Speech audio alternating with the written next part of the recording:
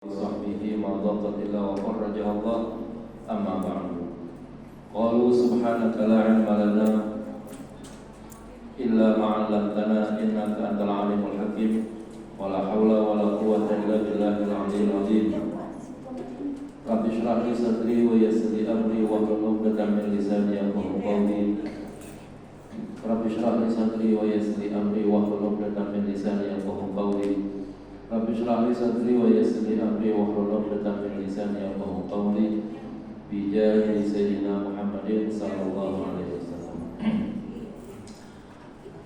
Jamaah sekalian yang mulia, wabil khusus segenap DKM Masjid Nurul Hikmah yang kami hormati.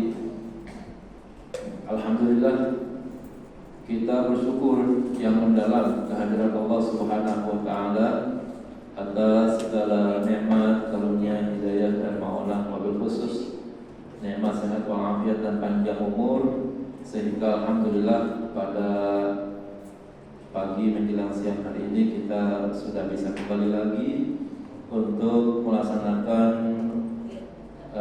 rutinitas ta'lim kita yang biasa kita laksanakan di masjid yang mulia ini, yang insya Allah kita berharap ini merupakan bagian daripada pengejawataan nilai-nilai takwa kita setelah kita mengejar dan memperoleh takwa tersebut di bulan Ramadan dan bulan Syawal yang baru saja kita lewati. Kita berharap puasa Syawal kita, puasa Ramadan kita, dan segala aktivitas yang ada di dalamnya dijadikan ibadah oleh Allah Subhanahu wa taala dan diterima di sisi Allah Subhanahu wa taala, seraya tentunya berharap bahwa kita diberikan panjang umur, sehat walafiat, bisa ketemu kembali dengan Ramadan yang akan datang. Ibu-ibu saya mohon maaf ya Bu, nggak bisa datang sama Ibu, nggak bisa lebaran sama Ibu. Ya, mudah-mudahan sekalipun tidak datang, ya hati kita tetap terpaut ya, mudah-mudahan. Baik, hari ini kita akan membahas upaya untuk menjaga lisan, menjaga lidah kita. Di dalam kitab-kitab tasawuf, para bapak sekalian, pembahasan tentang hifzul lisan atau afatul lisan itu pembahasannya panjang sekali. Ya, nanti Bapak boleh cek paling tidak kitabnya Imam Ghazali Ihya Ulumuddin. Itu banyak sekali pembahasan-pembahasan yang sekarang saya sampaikan, mungkin belum semuanya saya catat di sini. Ya, insyaallah kita akan selesaikan beberapa episode gitu ya dalam proses pembahasan lisan ini. Kalau dikatakan bahwa pembahasan kita yang biasa saya pimpin itu adalah kajian tazkiyatun nufus yang terkait dengan pembersihan jiwa. Itu realisasi dan bentuk daripada bersihnya jiwa itu nampak dari lidah. Ya. Jangan dikira kalau kita membahas menjaga lisan itu nggak ada hubungannya dengan jiwa kita yang bersih. Semakin baik hati kita, semakin bersih jiwa kita, semakin baik omongan kita, semakin mampu kita menjaga lisan kita. Ya, artinya apa kalau begitu?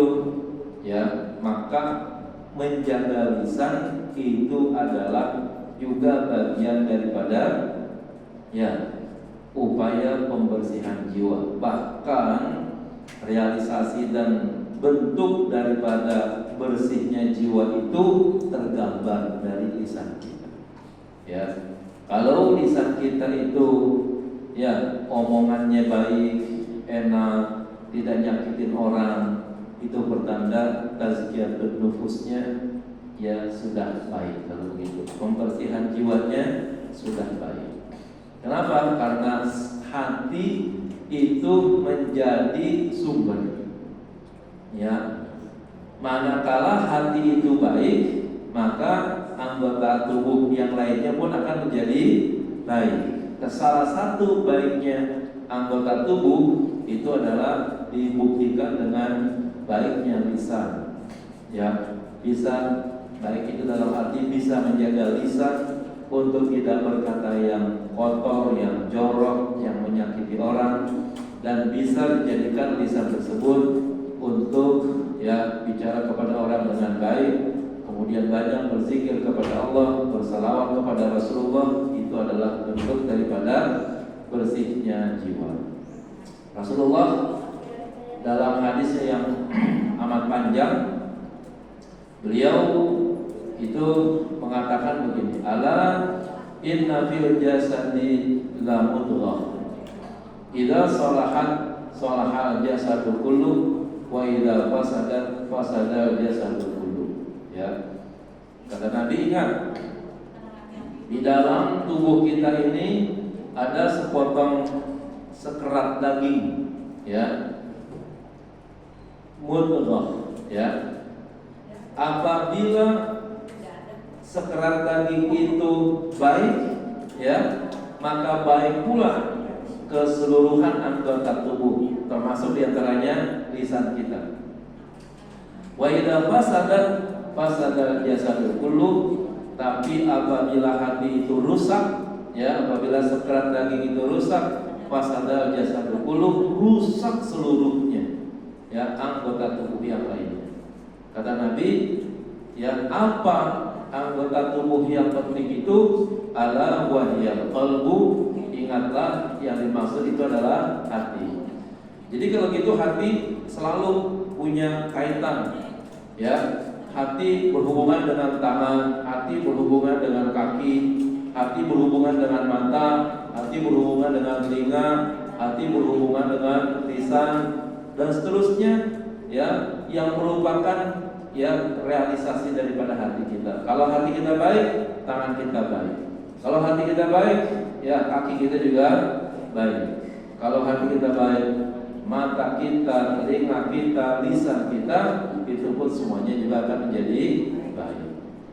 Nah, maka untuk itu mari kita lihat ya beberapa hal yang sangat penting ya untuk kita perhatikan baik-baik untuk membuktikan ya pentingnya kita menjaga lisan sebagai bentuk daripada baiknya hati kita, dan juga oleh para alim ulama bahwa upaya menjaga lidah itu dianggap sebagai bagian daripada akhlakul karimah.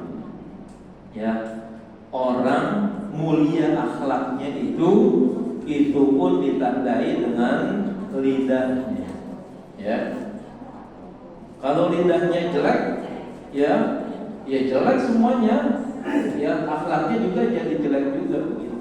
Ya, maka penting untuk kita menjaga lidah ini karena ia bagian daripada akhlakul karimah, sebagai bentuk daripada etika kita yang baik. Ya, hifdzul lisan min akhlaqil karimah allati haddat 'alaiha syari'atul islamiyah. Menjaga lisan termasuk akhlak mulia yang sangat dianjurkan oleh syariat Islam. Wa qad waradat al-katsira min al-ahadits allati tubayyinu darurata hifdzil lisan. Dan datang ya banyak hadis yang memberikan penjelasan tentang ya pentingnya menjaga lisan dan tidak ngomong kecuali omongan yang baik. Ya. Inna hifdzal lisan, bahwa sesungguhnya menjaga lisan, anil kidbi, daripada dusta, minal wajibat diniyah, ya termasuk daripada kewajiban agama, allati la budda lil muslim minal iltizami biha, di mana ya bagi setiap muslim tidak boleh tidak untuk berupaya menjaganya atau melaksanakannya. Wa dalilu fi ma ya'ti, adapun dalil utama ya itu sebagai berikut. An Muawiyah bin Haidah al-Qushairi radhiyallahu anhu qala, dari Muawiyah bin Haidah al-Qushairi, semoga Allah meridhoinya, beliau berkata, qala Rasulullah sallallahu alaihi wasallam, Rasulullah bersabda, wailun lilladzi yuhaddithu fayakdzibu liyudhika bihil qauma, wailun lahu wailun lahu. Ya, Rasulullah bersabda, celaka, ya, sampai 3 kali nih celakanya. Celaka bagi orang yang berbicaranya berisi kedustaan untuk membuat orang lain tertawa. Ya, untuk membuat orang lain tertawa. Celaka dan celaka. Ya. Jadi hadis ini para bapak ibu sekalian ingin menekankan kepada kita, kalau kita pengen berbicara, ya, maka jangan ada dusta di dalamnya. Ya, jangan ada bohong di dalamnya. Apalagi kalau ada bohong-bohong, ya, yang kemudian upaya bohong tersebut adalah untuk orang lain, ya, tertawa dengan omongan kita, ya, bikin cerita bohong, ngarang-ngarang begitu, yang penting akhirnya menjadi lucu, setelah itu akhirnya orang tertawa, padahal yang ditertawain itu adalah berita atau omongan bohong. Nabi bilang celaka, celaka, celaka. Tuh. Ini kita ngeri nih, ya, profesi pelawak, ya, tuh kan bikin orang tertawa tuh, ya, itu amat bahaya benar tuh kalau seandainya lawakan-lawakannya itu akhirnya, ya, mengandung, ya, cerita-cerita bohong, ya, yang kemudian akhirnya dengan cara bohong tersebut orang bisa tertawa, ya. Itu yang paling berat. Yang kedua mungkin para penceramah. Ya, para penceramah jangan, ya, dianggap ringan jika apa yang beliau sampaikan dalam ceramahnya itu supaya menarik perhatian pengunjung, pendengar dan lain sebagainya, dia mengelola cerita yang ceritanya adalah bohong, yang kemudian akhirnya orang tersebut tertarik dengan cerita bohong tersebut. Ya, ada nggak yang kayak begitu? Oh banyak, Bapak Ibu sekalian, ya, banyak. Kalau, ya, para penceramah, para pendai, para pendakwah itu, para Bapak sekalian, itu membaca kitab tertentu tuh, ada yang di dalam kitab tersebut memang diyakini kitab tersebut berisi, ya, cerita-cerita Israiliyat, ya, cerita Israel. Yang kedua, kalaupun mengandung hadis, banyak hadisnya hadis maudhu namanya. Hadis maudhu itu hadis palsu, ya, bukan hadis dhaif. Kalau hadis dhaif itu kemungkinan besar masih sampai kepada Rasulullah, tapi perawi-perawinya yang punya sifat yang tidak bagus, ya, yang lemah akalnya, yang lemah daya ingatnya, yang buruk akhlaknya dan lain sebagainya, sehingga hadisnya dinilai hadis dhaif. Kalau hadis dhaif aja sih nggak jadi masalah, ya, masih boleh digunakan untuk fadhailul a'mal. Tapi kalau udah hadis palsu, nah itu udah bohong. Nabi menggambarkan, man kadzdzaba alayya falyatabawwa man kadzdzaba alayya muta'ammidan falyatabawwa maq'adahu minan nar. Siapa saja orang yang, ya, menyajikan berita dusta dariku secara sengaja, falyatabawwa maq'adahu minan nar, maka hendaknya dia mempersiapkan dirinya masuk ke dalam neraka. Salah satu nih para bapak sekalian, ya, kemarin tuh hadis-hadis puasa Ramadan tuh mungkin sudah saya sampaikan beberapa kali ya. Rasulullah katanya bersabda ya, man farihah bidukhuli Ramadan haramallahu jasadahu 'ala niran. Ya.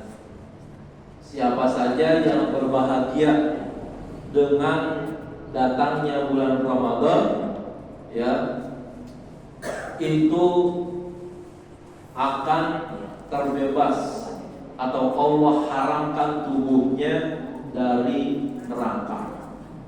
Ya. Dr. Mustafa Yaqub dulu sebagai imam besar Masjid Istiqlal dan ahli hadis beliau, itu ketika ditanya hadis ini ada di mana gitu, ya, dia bilang katanya gini, di dalam kumpulan hadis-hadis palsu, di dalam kitab-kitab kumpulan hadis palsu, hadis ini tidak ditemukan. Ya, bayangin tuh. Jadi nanti Bapak kalau mau belajar hadis, ada kitab atau ada kajian khusus, ya, itu yang disebut dengan al-mawdu'at namanya. Ya, kumpulan hadis palsu. Kitabnya gede-gede Pak, hadis-hadis palsu banyak gitu kalau begitu ya. Hadis palsu pun dibukukan itu oleh para kiai, para ulama untuk jaga jangan sampai terserang oleh hadis palsu. Kata Dr. Kiai Haji Mustafa Yaqub bilang, di kumpulan hadis palsu di seluruh dunia ini, ya, saya sudah cek hadis man fariha bidukhuli Ramadan haramallahu jasadahu 'ala niran, kagak ada. Akhirnya dia berkata begitu, saya kagak tahu tuh ya, itu hadis nyempilnya di kitab mana katanya begitu. Ya, saya tidak tahu hadis tersebut nyempilnya di kitab mana gitu. Artinya sekelas dokter saja yang memang membidangi hadis itu sampai nggak tahu hadis itu tercatat di kitab apa gitu. Ya, nah itu nanti ada satu kitab yang memang banyak dibaca di kalangan ya para pendakwah begitu. Kitabnya kitab Durratun Nasihin namanya ya. Nah di situ memang namanya juga kitabnya buat cerita gitu ya, buat katanya buat penasehat ya, buat berdakwah, tapi kitabnya memang banyak berisi cerita Israiliyat dan juga banyak juga mengandung hadis-hadis palsu. Nah ini kalau ada ulama, ada kiai, ada ustazah yang tidak ngecek ya keberadaan hadis tersebut, itu amat sangat berbahaya. Kalau dia menyampaikannya dengan lisannya, sementara yang disampaikannya adalah bohong begitu, itu berarti dia telah menyampaikan bohong ya atas nama Nabi Muhammad. Kan hadis itu nanti disampaikan itu dengan kata qala Rasulullah sallallahu alaihi wasallam. Padahal bukan dari Nabi, tapi orang tersebut ngomongnya qala Rasulullah sallallahu alaihi wasallam. Kenapa? Sangat memungkinkan enggak belajar ya, keterbatasan ilmu tentang hadis, sehingga akhirnya hadis yang palsu, hadis yang bohong disampaikan juga. Padahal ya menyampaikan yang bohong supaya orang girang itu hukumnya haram. Wail lahu kata Nabi, celaka baginya. Dan itu terkait dengan lisan ya, karena lisan yang menyampaikan hadis bohong, hadis palsu tersebut. Ya, maka ya saya berharap mungkin pengurus masjid kalau seandainya ada penceramah yang kayak begitu, perlu juga tuh ya diinformasikan agar ya menyampaikan hadis-hadisnya yang memang betul-betul ya sahih ya, sekalipun dhaif jadi masalah, tapi jangan hadis-hadis yang maudhu atau cerita-cerita Israiliyat. Kalau cerita Israiliyat Nabi mewanti-wanti kepada kita katanya ya, jangan dibenarkan dan juga jangan dianggap bohong ya. La tusaddiquhu wa la tukadzibuhu katanya. Jangan dibenarkan tapi juga jangan dianggap bohong. Ya kalau mau baca boleh, mau dengerin boleh, tapi mungkin si penceramah ya itu harus menyampaikan dulu dalam cerita Israiliyat. Nah, itu kira-kira ya. dalam cerita Israiliyat dijelaskan begini gitu misalnya ya. Nah, ini adalah kaitan eratnya dengan upaya untuk menjaga lisan, jangan sampai orang menyampaikan berita-berita yang bohong. Di zaman sekarang kita menyebutnya dengan berita hoax, ya Bu ya. Berita hoax ya. Kan berita hoax itu kagak diomongin gitu ya. Melalui WA ya. Ya, sebagai pengganti daripada lidah yang ngomong, gantinya adalah jari-jari yang ngetik ya, jari-jari yang nge-share ya berita tersebut.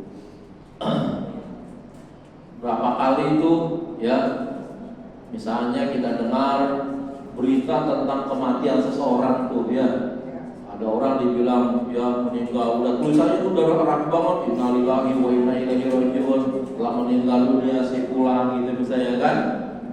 Ternyata orangnya masih hidup ya gitu.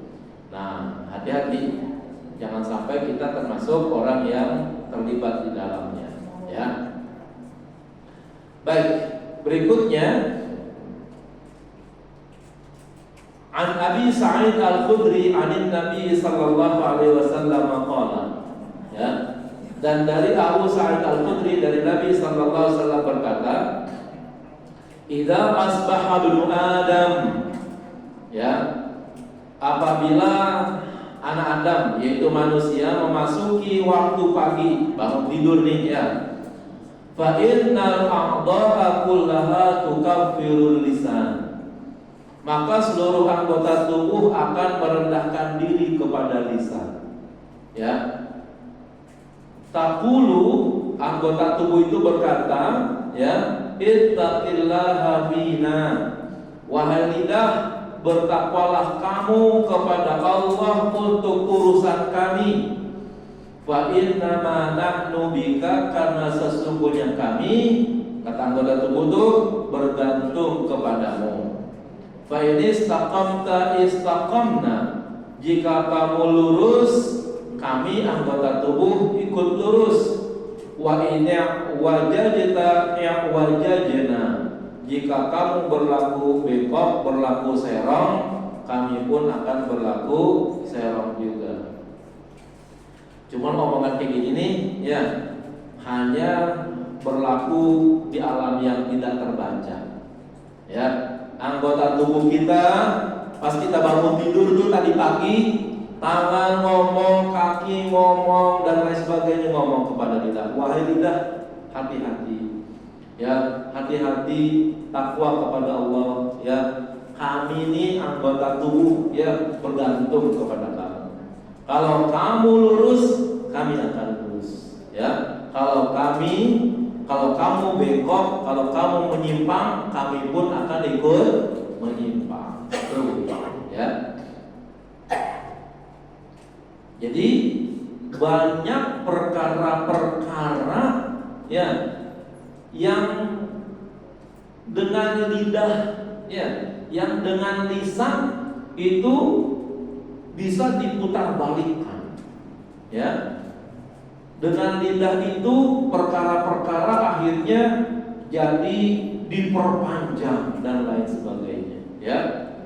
Padahal kalau seandainya perkara tersebut diselesaikan buru-buru, yaitu sebenarnya perkara tersebut selesai sudah. Ya. Banyak perkara yang sedemikian, akhirnya harus ya mengatakan begini-begini, mengatakan begitu-begitu dan lain sebagainya. Orang kalau sekali berbohong, para bapak ibu sekalian, untuk nutupi bohongnya itu nanti dia kudu bohong lagi. Ya, gitu ya. Dia berbohong nih, nanti dia akan menutup kebohongannya itu dengan bohong lagi, itu begitu. Begitu seterusnya. Semakin panjang bohongnya, ya terus ya makin banyak lagi bohong berikutnya. Oleh karena itu, lidah ini penting untuk dijaga. Anggota tubuh kita ini nih boleh dikatakan itu tunduknya sama lidah ini. Ya, kalau lidah sudah berbicara, ya maka nanti anggota tubuh yang lainnya ikut apa kata lidah ini. Ya, maka penting untuk kita luruskan kita jaga baik-baik lidah kita. Hadis yang panjang, ya, nanti ternyata akhirnya ada di lidah juga, gitu ya. Ada amal yang bisa memasukkan kita ke dalam surga dan menjauhkan kita ke dalam neraka. Nanti akhir-akhirnya adalah jaga lidah, ya. Dari Muaz kata Nabi, dari Muaz hadisnya. An Muaz qala, dari Muaz beliau berkata, qultu ya Rasulullah, ya, aku bertanya wahai Rasulullah, ya, akhbirni bi amalin yudkhiluni jannata wa yubaiduni 'anil nar. Ya, wahai Rasulullah, kasih tahu saya dengan satu amal, satu perbuatan yang dapat memasukkan saya ke dalam surga dan menjauhkan saya dari api neraka. Qala, Nabi menjawab, laqad sa'alta an azim. Wahai Muaz, pertanyaanmu hebat banget. Kira-kira Nabi ngomong begitu. Ya, minta perbuatan yang otomatis kalau dikerjain bisa masuk surga, terhindar dari neraka gitu. Tapi Nabi bilang, wa innahu la yasirun ala man yassarahu Allahu ta'ala alaihi. Tapi sekalipun masalah tersebut besar, namun kalau Allah mudahkan, maka semuanya pun akan menjadi mudah. Ya, apa katanya? Ta'budullaha wa la tusyriku bihi syai'an. Yang pertama, ya, hendaknya engkau menyembah Allah dan jangan melakukan musyrik, jangan menyekutukan Allah dengan sesuatu. Ini sih realitanya nanti berat nih. Nanti karena ada di dalam kegiatan-kegiatan hari-hari kita, bisa jadi itu nanti masuk ada beberapa kategori yang musyrik jadi. Yang kedua, wa tuqimus shalah, ya, kamu melaksanakan salat, wa tutiyaz zakah, dan kamu melaksanakan zakat, wa tasumu Ramadan, dan kamu puasa di bulan Ramadan, wa tahujjul baita in istata'ta ilaihi sabila, dan kamu, ya, melaksanakan haji ke Baitullah jika kamu mampu dalam perjalanannya. Ini sih intinya akhirnya adalah melaksanakan rukun Islam, ya, begitu ya. Melaksanakan rukun Islam, kalau seandainya enggak Allah permudah, itu berat jadinya. Sholat subuh berat enggak? Berat, ya. Sholat subuh berat. Makanya sholatnya cuma 2 rakaat, ya, karena termasuk sholat yang berat, gitu, ya. Enggak semua orang mampu bisa melaksanakan sholat subuh. Cek aja di masjid-masjid berapa baris tuh di masjid ini orang yang bisa sholat subuh, padahal orangnya banyak di kampung ini, ya. Lalu Nabi bilang lagi, ala adulluka ala abwabil khair, maukah kamu aku tunjukkan pintu-pintu kebaikan? Kata Nabi, as-saumu junnatun. Pintu kebaikan itu adalah puasa, yang ia menjadi tameng, menjadi benteng.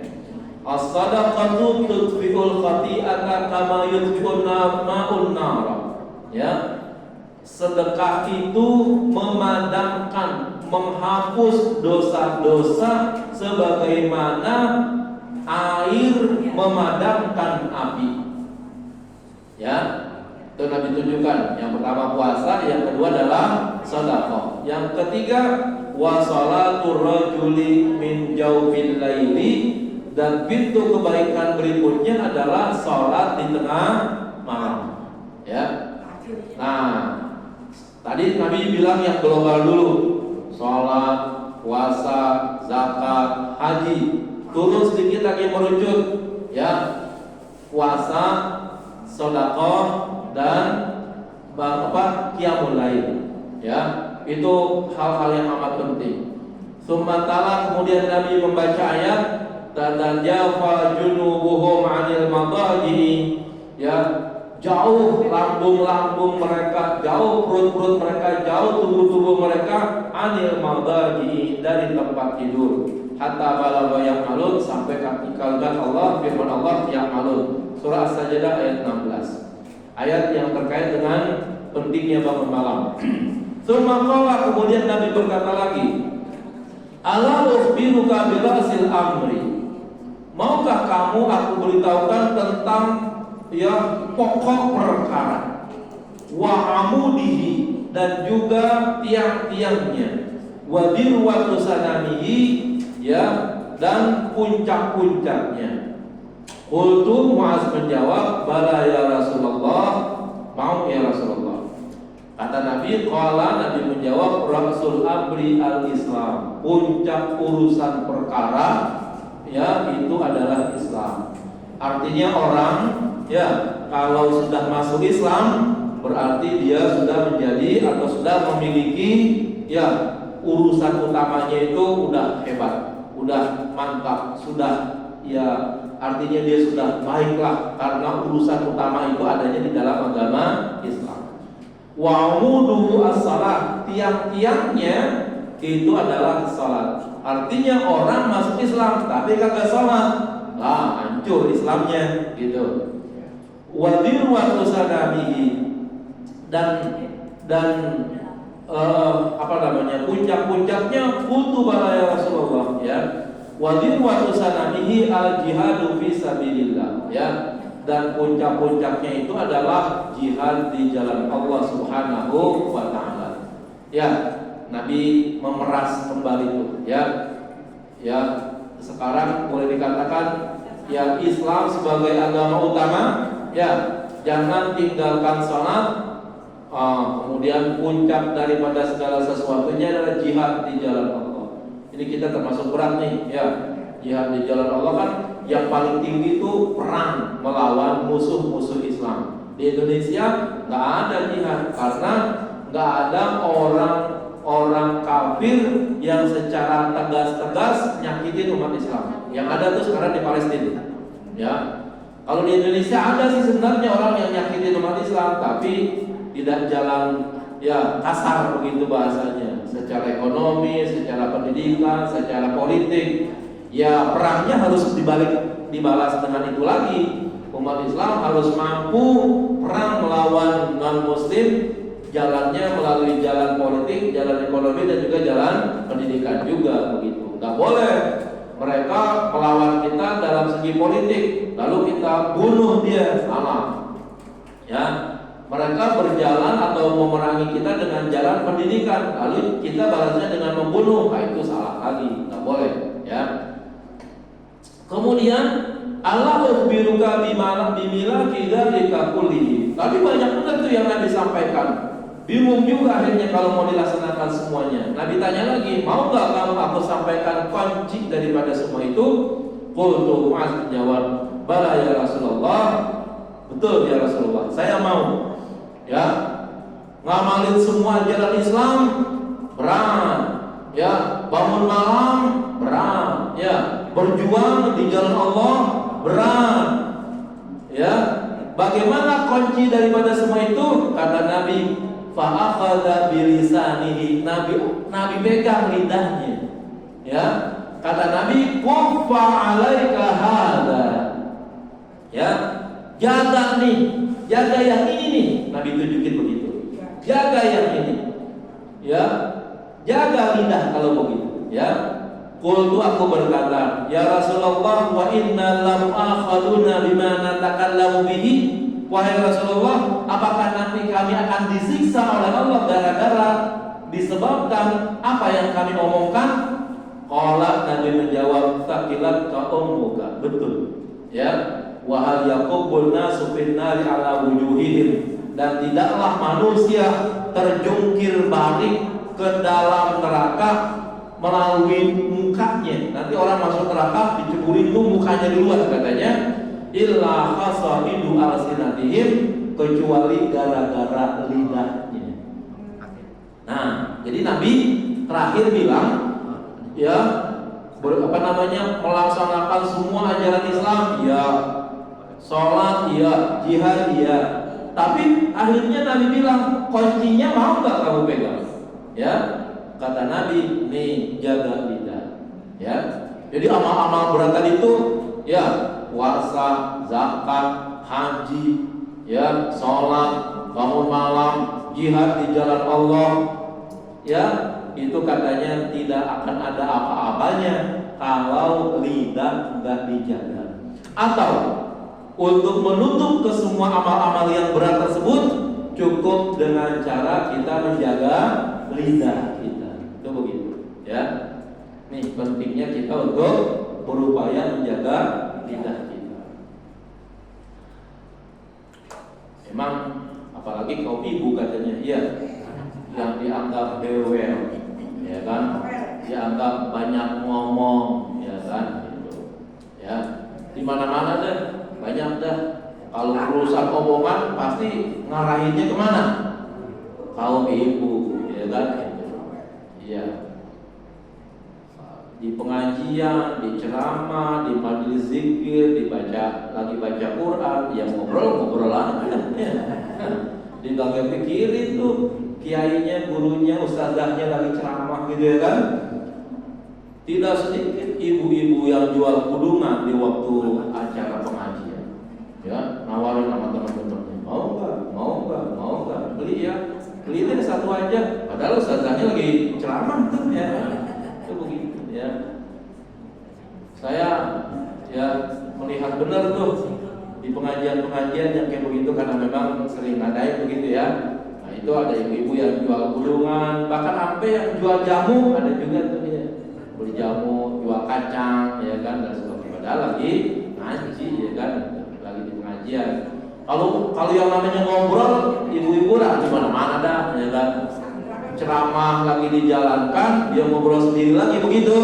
Itu sih udah nomor satu yang begitu, ya kan. Gak usah ditanya, gak usah dibahas, kayak gitu udah pasti ada yang kayak gitu, ya. Maka ayo kita jaga lidah kita.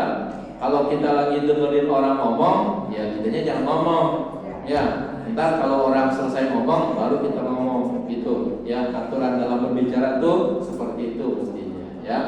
Jadi hadis yang sepanjang ini, ibu-ibu, bapak-bapak sekalian, intinya mah akhirnya ada pada proses jaga lidah, ya. Sampai Nabi akhirnya bilang, ingat, kata Nabi, tidak sedikit orang yang tersungkur ke dalam neraka dengan palanya, dengan mukanya duluan, disebabkan gara-gara lidahnya. Tuh, ya, yang nggak bisa jaga lidahnya. Nah, artinya apa? Kalau amalan-amalan Islam, ya, mulai dari sholat, zakat, puasa, haji, jihad, qiyamul lail, sedekah, udah diamalin, tapi lidah nggak dijaga, tetap aja nanti akibatnya masuk ke dalam neraka juga jadinya, ya. Nah ini yang Nabi sampaikan kepada kita melalui hadisnya, ya, Mu'adz bin Jabal. Nah berikutnya adalah, ya, kebiasaan kita nih, ya, riba. An Abi Hurairah anna Rasulullah sallallahu alaihi wasallam qala, ya, dari Abi Hurairah, dari Abu Hurairah, Rasulullah bersabda, atadruna mal riba, ya, tahukah kamu tentang riba? Sekarang kan riba ngomongin orang udah jadi bisnis, ya.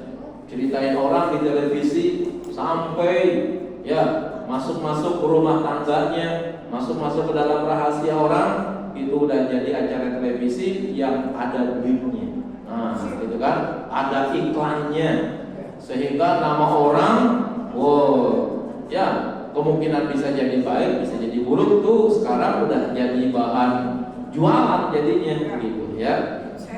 Lalu Nabi bertanya, maukah kamu, ya, tahukah kamu tentang riba itu?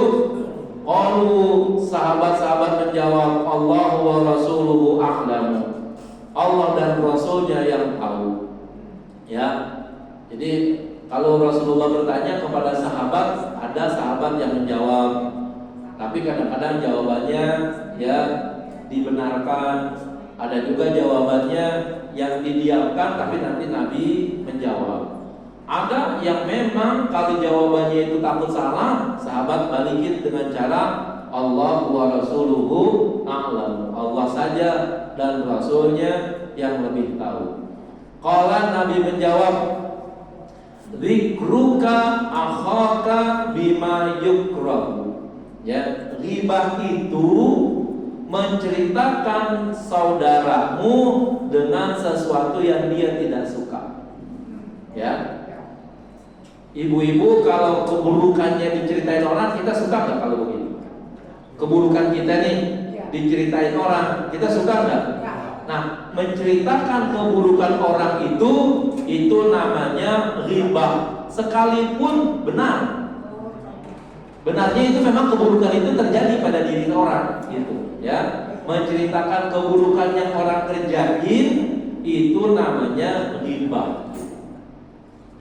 Misalnya begini, ya, ada di kampung kita ada orang nyolong kali begitu ya, mencuri.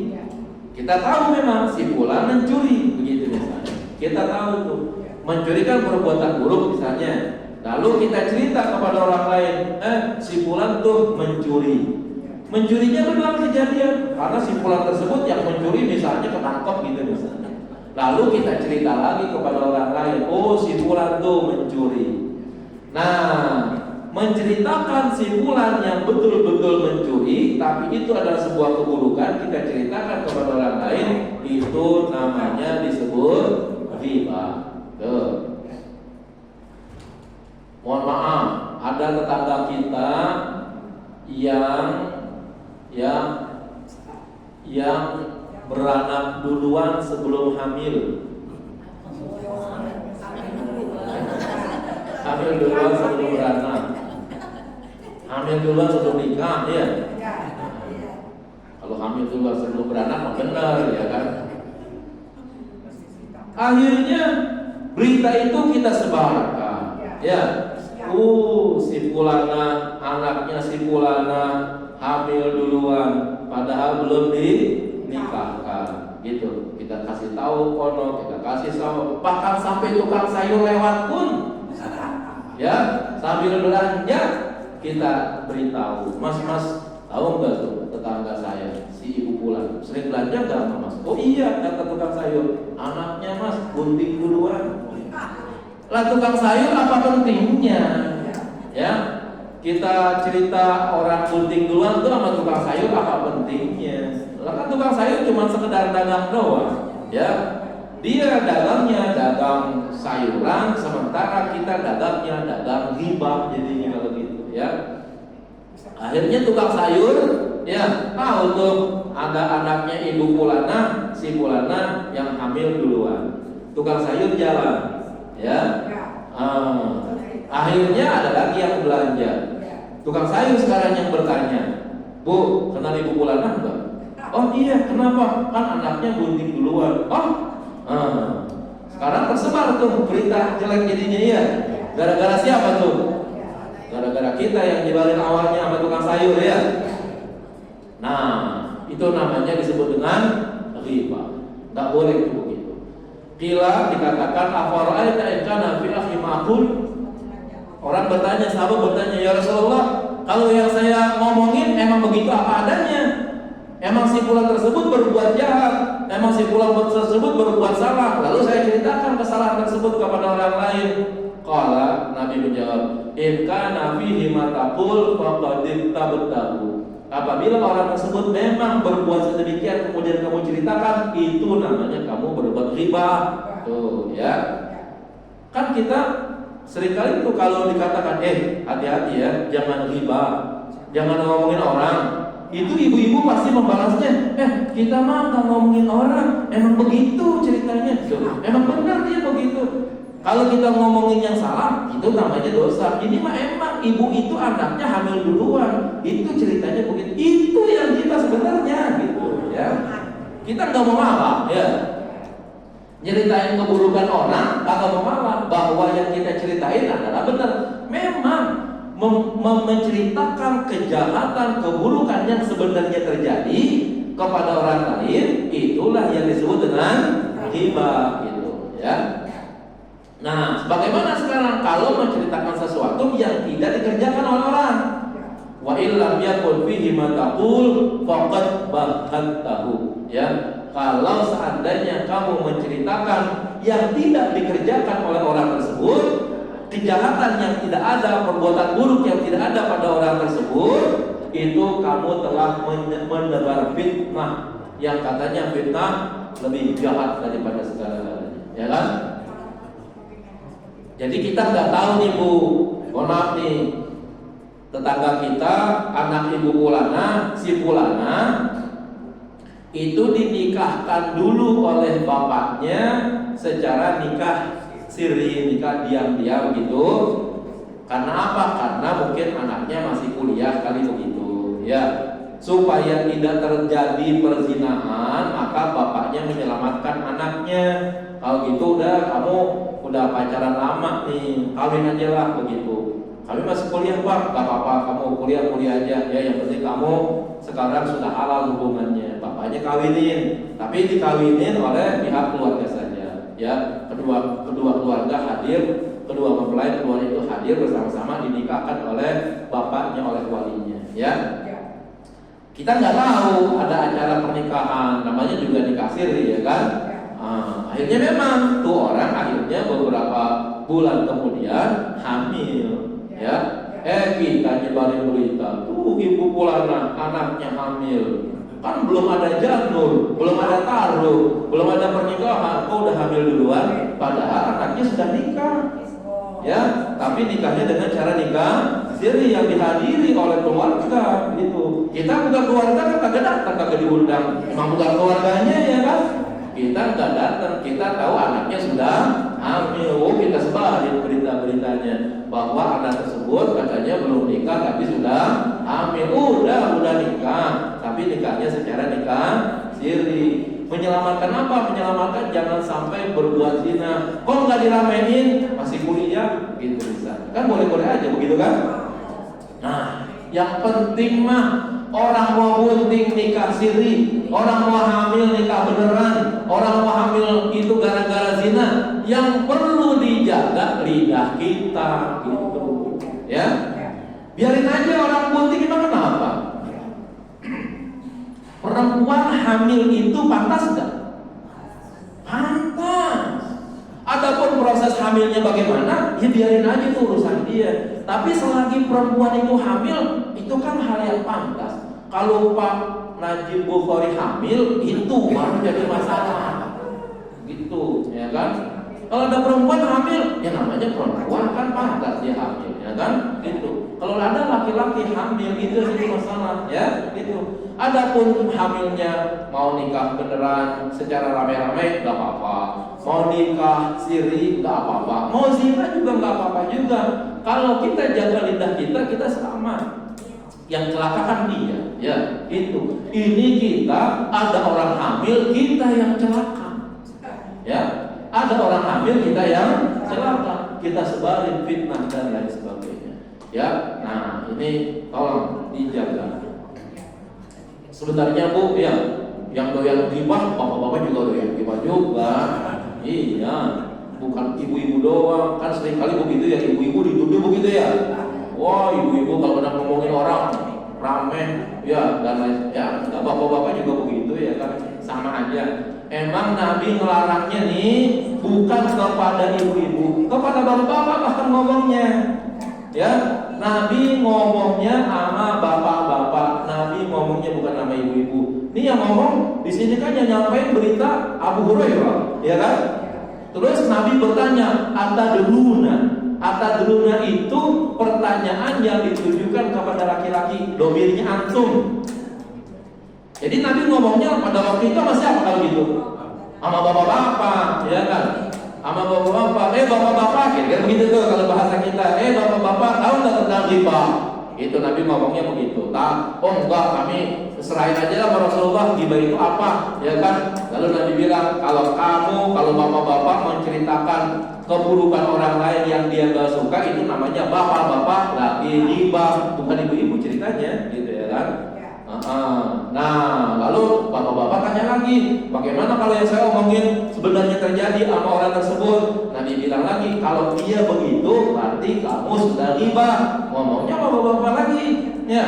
Lalu Nabi bilang lagi, kalau kamu ngomongin sesuatu yang tidak terjadi pada orang lain, kamu nih bapak-bapak telah berbuat fitnah. Kan ngomongnya ke bapak-bapak kalau begitu. Ya, bukan nama ibu. Tapi memang yang rajin ghibah faktanya adalah ibu-ibu gitu, ya. Maka pada akhirnya sih, ya, kita yang paling penting tuh bagaimana menjaga lidah kita. Wah, emang yang paling enak ceritain orang tuh, mantap bener dah. Orang kalau lagi gibah-gibah tuh bu, ya bibirnya sampai menyon-menyon ngomongin orang. Kelihatan banget kalau ngomong lagi ngomong.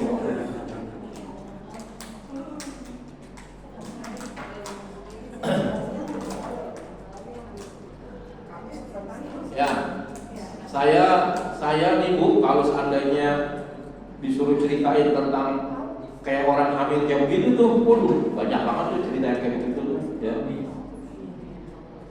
Yang penting kalau mau cerita kayak begitu, ibu-ibu ya, tolonglah nama orang jangan disebut, ya, jangan disebut. Terus jadiin bahan pelajaran, ya. Kalau ada orang berbuat buruk mau diceritain, yang pertama jangan sebut orangnya. Yang kedua, jadiin bahan pelajaran. Kita jangan begitu, gitu, ya, gitu. Bilang itu tetangga saya, itu orang dekat saya, anaknya hamil. Kalau orang tanya siapa, ya udahlah, pokoknya dia gitu aja, tuh, gitu. Bilangin tuh kepada teman-teman ibu, hati-hati ya bu, anaknya, gitu ya. Jangan sampai seperti itu, bilangnya. Jangan ceritain hamilnya. Ya, ini kan kita demennya kalau ceritanya, hamilnya apanya segala macam gitu ya kan, jangan.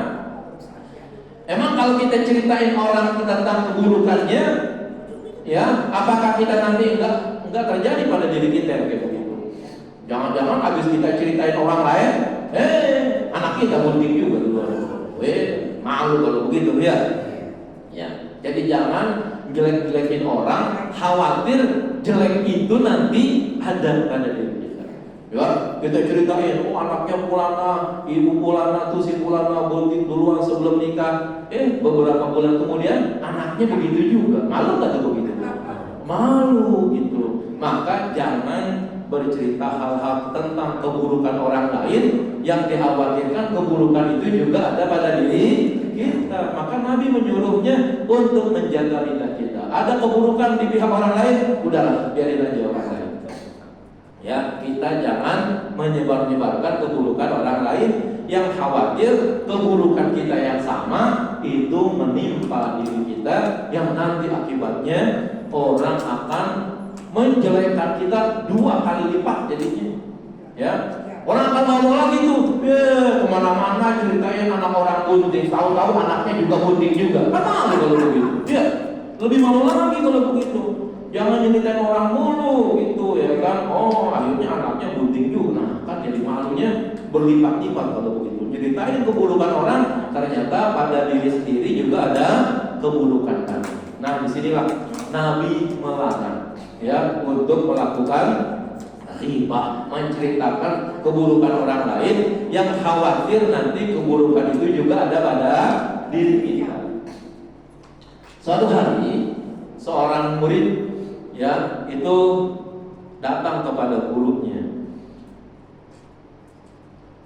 Pak guru, saya mohon maaf ya katanya, saya nyeritain keburukan bapak guru gitu katanya. Kata bapak gurunya, iya nggak apa-apa ya. Tapi ya maaf kamu, nanti saya izinkan dan saya maafkan kalau kamu ya bisa nyebarin bulu-bulu kemoceng ini, katanya gitu. Kemoceng tahu bu, kemoceng yang terbuat dari bulu tuh. Kok Pak Guru minta maaf harus nyebarin bulu? Ya nanti kamu tahu jadinya ya.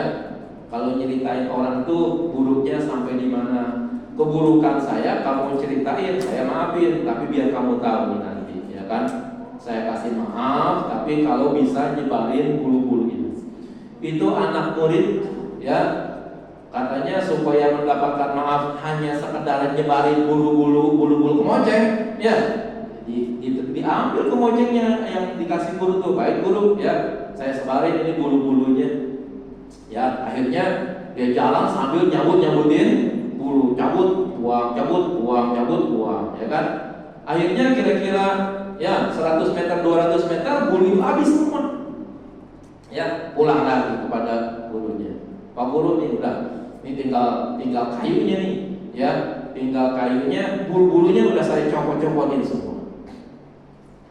Nah, kata Pak Gurunya, sekarang bulu-bulu yang kamu tebarkan tadi coba ambil kembali ya. Wah, kalau begitu caranya mendingan tadi jangan saya cabut-cabutin tuh kalau gitu ya. Dia nggak tahu perintah kayak begitu. Akhirnya berupaya dia semaksimal mungkin cari sini ya kan. Ya ketemu yang ada ya, ketemu yang ada, tapi lebih banyak yang tidak ketemu. Karena apa? Udah ketiup angin ya, udah kemana-mana itu bulu dan gak bisa dicari lagi. Padahal jalanannya yang tadi dia buang, di situ dia buang, tapi dicari bulu-bulunya tuh, bulu ayamnya itu, bulu kemocengnya udah nggak ada lagi. Ya, akhirnya ya dia dapat ya kira-kira beberapa lembar. Ya, pulanglah karena udah capek nyari nggak ketemu gitu ya. Lalu kembali lagi kepada gurunya, Pak Guru ini, mohon maaf ya, saya udah cari ya. Bulu-bulu yang tadi saya tebar-tebarkan kayaknya udah nggak ada lagi tuh begitu. Terus yang kamu dapat siapa? Ini kayaknya segini doang ya. Enggak semuanya, enggak. Mau nyari lagi enggak lah ya. Kayaknya udah kagak ada. Di jalanan yang tadi saya buang-buang tuh bulunya udah nggak ada begitu ya. Nah, sang guru bilang begini, nah ya, kalau kamu ngomongin orang dan ya kepada orang yang kamu omongin itu kamu minta maaf, tetapi cerita keburukan tersebut tidak berhenti sekalipun kamu sudah minta maaf. Kamu minta maaf kepada saya tentang keburukan yang saya kerjakan, saya maafin ya, tetapi cerita buruk tentang saya sudah tersebar kemana-mana. Kamu bisa nggak menghentikan omongan tadi? Nggak bisa tuh. Bulu-bulu yang kamu sebarkan tadi, yang kamu bisa ambil, itu yang mungkin saya maafkan. Tetapi bulu-bulu yang berterbangan, itu tanggung jawab kamu. Ya, jadi kita ngomong nih, teman kita, ya ngomongnya 3 orang. Oh, si Ibu Anu begini ngomongnya sama 3 orang. Yang 3 orang ini ngomong lagi nggak sama orang lain? Ngomong, ya kan? Yang 3 orang ngomong lagi kepada 3 orang lagi, yang 3 orang ngomong lagi, kan bersebar tuh begitu. Ini kita habis ngomongin orang, kita datang tuh ke rumah orang tadi. Bu, mohon maaf ya, tadi saya ceritain ibu sama si Fulan 3 orang tadi itu, ya. Iya, yang kita ngomongin di depan 3 orang, yang 3 orang ngomongin sama orang banyak lagi. Ibu itu betul, ya udahlah saya maafin, maafnya hanya yang di sini saja. Gitu ya, yang tersebar tuh gara-gara kita itu sudah dimaafkan oleh Allah Subhanahu wa Ta'ala. Makanya dosa ghibah, kata Nabi, nanti ada hadisnya, lebih berat daripada berzina 70 kali. Berzina 70 kali itu artinya orang tersebut harus dimatikan 70 kali mati. Ada orang yang bisa hidup setelah sekali mati.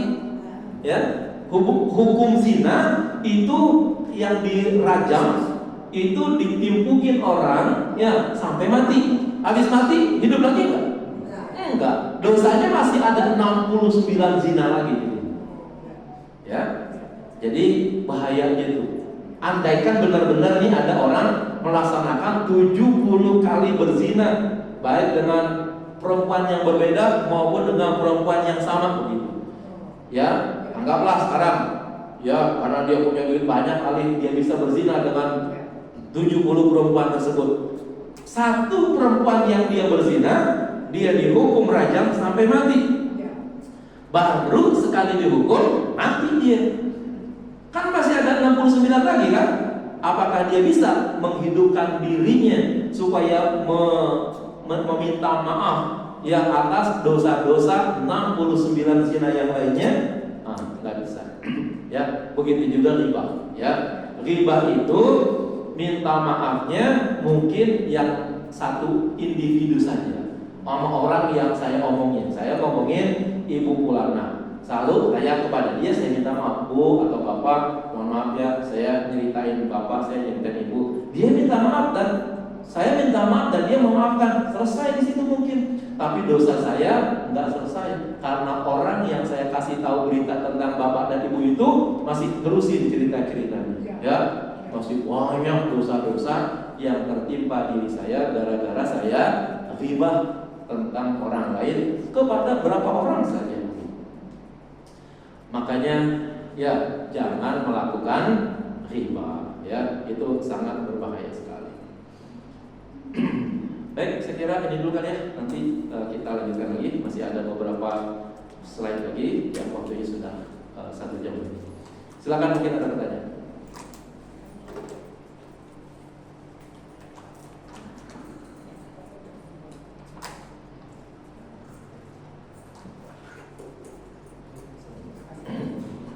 Assalamualaikum warahmatullahi wabarakatuh.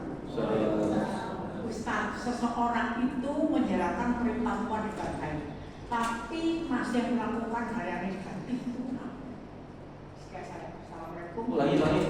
Jadi ini Ustaz, orang tersebut melakukan perintah Tuhan dengan baik, tapi masih melakukan hal-hal yang negatif.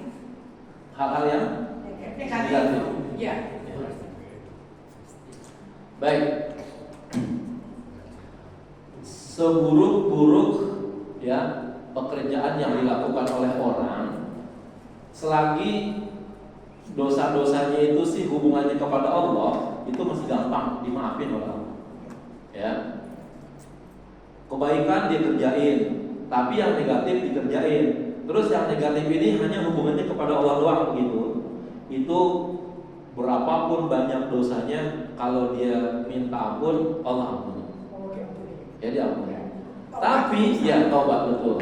Tapi kalau orang berbuat baik, terus dia melakukan tindakan negatif kepada orang lain, ya berbuat jahatnya, berbuat negatifnya kepada orang lain, merugikan orang lain. Ini yang paling berat. Karena apa? Karena dosa-dosanya tidak Allah ampuni kecuali tindakan negatifnya dimaafkan kepada orang yang dilakukan ke tindakan tersebut. Ya, saya sholat, saya zakat, saya puasa, tapi saya nabokin ibu gitu misalnya. Nah, sholat saya mungkin Allah terima, tapi dosa kepada ibu belum diampuni oleh Allah kalau saya belum minta maaf kepada ibu itu. Oh, ntar saya sholat taubat, nggak bisa, ya. Nggak bisa. Habis saya nabokin ibu, saya sedekah, nggak bisa. Ya, habis begitu saya umrah, nggak bisa juga. Ya, hanya caranya minta maaf kepada ibu. Ya, itu. Maka sekali lagi nih, saya sih bukan nyaranin berbuat jahat. Kalau bapak ibu mau berbuat buruk, mau berbuat maksiat, cukuplah berbuat maksiat kepada Allah. Ya. Hari itu berbuat maksiat, hari itu minta ampun, atau kapan minta ampun, pasti Allah ampuni. Tapi kalau berbuat jahat, berbuat negatif, ya negatifnya itu punya hubungan, punya hak ada di orang lain gitu ya, manusia yang lain, belum Allah ampuni, kecuali orang yang kita jahatkan tadi mengampuni, memaafkan kita. Itu begitu. Jadi kalau begitu susah. Lebih susah berbuat dosa kepada manusia daripada berbuat dosa kepada Allah. Ya, misalnya begini deh. Ibu mau ninggalin sholat, gampang itu. Ya, kalau aja sholatnya, minta ampun sama Allah, selesai. Ya, ibu ninggalin puasa, sengaja kali begitu. Ya, gua nggak mau puasa, ya kan gitu. Gampang, ya. Mohon maaf sama Allah, istighfar kepada Allah. Kalau masih bisa qadha, puasanya diqadha, selesai sudah, ya. Tapi kalau kita nyakitin orang lain, ya, kita tahajud, kita sholat taubat, kita sedekah, kita nyantunin anak yatim, kita umrah, kita haji, enggak, yang urusannya dengan nyakitin orang enggak selesai, enggak termaafkan kalau hubungannya kepada orang, kepada manusia. Maka untuk hubungannya kepada manusia, kita wajib meminta maaf kepada orangnya, ya. Nah, maka negatif yang kepada orang, ya, itu harus diselesaikan dulu dengan orangnya. Kalau negatifnya kepada Allah, aman udah. Ya, langsung minta, ya. Sholat malam ini kita, hari ini kita berbuat dosa kepada Allah dengan dosa yang paling besar misalnya. Malam kita taubat, Allah hapus tuh dosa kita. Ya. Tapi kalau kita berbuat negatif kepada orang, kepada manusia, sebelum manusianya memberi maaf kepada kita, nggak bakalan Allah ampuni. Ya, ibu-ibu coba dah pikirin, itu orang yang korupsi, itu kan duit rakyat Indonesia ya. Orang Indonesia sekarang jumlahnya ada berapa? 200 juta dalam banginnya. Tuh koruptor. Seharusnya dia bukan ngulangin duit sama pemerintah. Ya, gampang itu kalau ngulangin kepada pemerintah. Tapi gara-gara dia korupsi, berapa banyak hak-hak rakyat Indonesia tidak terpenuhi. Maka dia seharusnya minta maaf kepada 200 juta rakyat Indonesia satu persatu. Kapan rapinya? Ya, tapi anehnya koruptor di Indonesia nggak ada yang merasa bersedih. Setelah divonis oleh pengadilan, pakai baju kuning, keluar masih dada-dada. Pada wartawan, Pak, bagaimana? Baik, wah, dihukum dan dosa yang begitu banyaknya merasa tertawa, ya, tertawa gitu. Nyakitin banyak orang tapi tertawa. Nggak usah banyak 200 juta lah, ya. Anggap kalau seandainya dia korupsi 1 miliar, ya, untuk kebutuhan orang 10 orang saja begitu, ya, atau 100 orang. Itu dia harus minta maaf kepada 100 orang tersebut. Kalau dia tidak mau minta maaf kepada 100 orang tersebut, biar duitnya dikembalikan kepada pemerintah, dosanya nggak hilang gitu. Ya. Nah, oleh karena itu, ya, kita jangan berbuat zalim kepada manusia. Nanti panjang kezalimannya itu sampai ke akhirat kalau kita tidak pernah minta maaf kepada orang yang kita zalimi. Gitu, ya. Oke. Lagi silakan.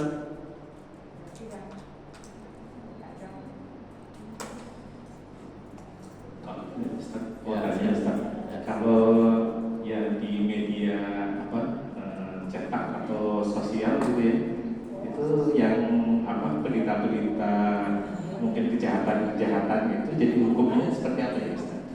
Ya, pada dasarnya kalau koran atau media-media itu adalah, ya, milik pemerintah dan penyebarannya itu adalah dalam rangka, ya, preventif, itu nggak jadi masalah, ya. Tapi kan nggak semua orang menyebarkan berita melalui berita-berita tersebut dalam rangka tadi itu tindakan preventif. Tapi ada orang yang memang sengaja menyebarkan berita buruk tersebut untuk menjatuhkan nama orang tersebut. Nah, itu kembali tuh kepada permasalahan tadi. Ya, itu yang tidak bisa diampuni. Nah, maka kalau kita bahasanya tadi itu ingin menyebarkan berita, ya maka sebenarnya yang penting berita tersebut bisa nggak kita pelajari untuk kemudian menjadi pelajaran bagi orang lain, termasuk pelajaran bagi diri kita. Namanya ibrah bahasa Arabnya. Ya, banyak kan disebut dengan, ya, ibratan lil mu'minin gitu kan, sebagai pelajaran bagi orang beriman. Maksudnya apa? Pelajaran jangan sampai orang lain berbuat begitu. Nanti ada beberapa kasus para bapak sekalian, para ibu, di mana ghibah tersebut tidak masuk dalam kategori ghibah. Di antaranya, ya, yang paling tinggi itu pengadilan, ya. Pengadilan minta saksi, ya untuk menjelaskan perbuatan buruk yang dilakukan oleh orang. Saudara saksi, apakah saudara melihat? Iya. Bagaimana kejadian perbuatannya? Begini. Dia bukan ghibah namanya, karena memang dibutuhkan. Ya. Yang kedua tadi itu adalah sebagai bahan pelajaran. Ya, diceritakan kejadian dan keburukannya. Tentu sebaiknya jangan menyebut nama orang lain, ya namanya. Tapi itu sebagai pelajaran. Kita jangan melakukan perbuatan itu. Yang ketiga itu kalau ada mencari nama orang tapi dengan sifat buruknya, ya, karena itu yang dikenal. Ada orang misalnya namanya Ali gitu, misalnya maaf nih, ya, Ali pincang. Itu kan nyebut orang pincang dengan pincang sebenarnya nggak boleh, ya. Kita katain tuh Ali yang pincang dengan kata-kata pincang. Pincang tuh nggak boleh begitu. Tetap haram, tetap dosa. Walaupun benar dia pincang gitu ya. Nah, sekarang permasalahannya di kampung tersebut ada 10 Ali. Nanya orang, Pak, rumah Ali yang mana? Wah, Ali Pak, di sini ada 10 Ali. Ali yang mana? Ya, hanya satu Ali yang dicari. Ali pincang Pak. Ya udah dia, Ali pincang itu rumahnya. Itu boleh, karena nggak bisa nyebutin Ali atu-atu ada 10 orang alinya yang mana kalau begitu, kecuali dengan sifat yang dikenali. Ya, nah itu yang diperkenalkan dalam ajaran agama kita begitu. Ya.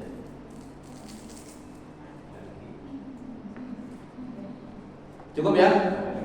Baik, kita tutup dengan kafaratul majlis. Subhanakallahumma wa bihamdika la ilaha illa anta astaghfiruka wa atubu ilaik. Sallallahu alaihi wasallam Muhammad alhamdulillahirabbil alamin. Terima kasih, mohon maaf. Mudah-mudahan kita panjang umur, sehat, walafiat, bisa ketemu dalam lanjutan bahasan kita. Terima kasih. Assalamualaikum warahmatullahi wabarakatuh. Terima kasih Ustaz atas persiapannya. Assalamualaikum warahmatullahi wabarakatuh.